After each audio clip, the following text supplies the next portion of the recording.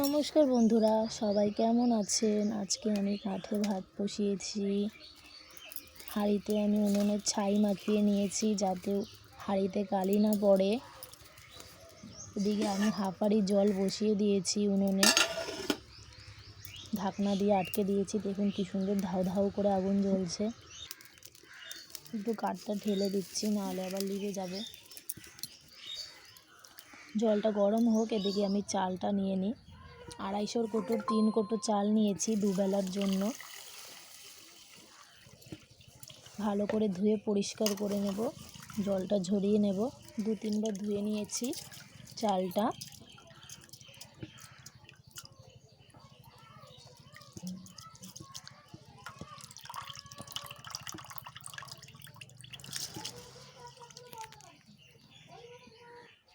জলটা ঝরিয়ে নেব।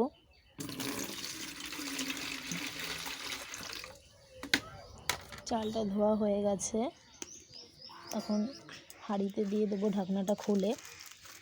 জলটাও গরম হয়ে গেছে হাঁড়ির। চাল ধুতে ধুতে ওইটুকু সময়ের মধ্যে জল গরম হয়ে যায়। আমি অনেক দিন পরে কাঠে রান্না করতে বসেছি বন্ধুরা। অনেক দিন রান্না হয় না কাঠে, প্রায় 1-2 মাস ধরে রান্না করি না। আবার বর্ষা ভাব তো, নাহলে আবার কাঠ ঠান্ডা হয়ে গেলে আগুন জ্বলতে চায় না। ওই জন্য আজকে একটু ভাতটা করেই নিলাম। এদিকে ভাতটা ফোটা শুরু হয়ে গেছে, ঢাকনাটা খুলে দিয়েছি। দেখুন কি সুন্দর টকবক করে ফুটছে। ভাতটাও হয়ে গেছে, ভাতটা নামিয়ে দেবো। এদিকে আমি টক ডাল করব বলে ডালের জল বসিয়ে দিয়েছি কড়াইয়ে। ভাতের হাঁড়ির ফ্যানটা ঝরিয়ে নেব। এদিকে ফ্যানটা ঝরুক, ততক্ষণে আমি 1 কাপ ডাল নিয়ে নিয়েছি। টক ডাল করব। ডালটা ধুয়ে পরিষ্কার করে জল ঝরিয়ে কড়াইয়ের জলের মধ্যে দিয়ে দিচ্ছি। দিয়ে লবণ দিয়ে দিয়েছি স্বাদ মতন। আর 2টো আম নিয়েছি, আমটা কেটে ধুয়ে নিয়েছি, লম্বা লম্বা করে কেটেছি। ডালটাও সিদ্ধ হয়ে গেছে। ডালে ফেনা কেটেছে, ফেনাটাও তুলে দেব।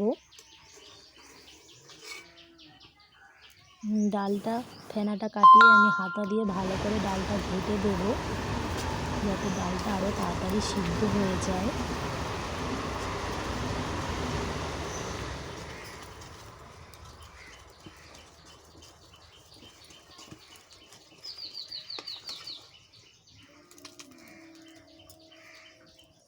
ডালে এখন আমি জল দিয়ে দেব, ঠান্ডা জলই দিচ্ছি।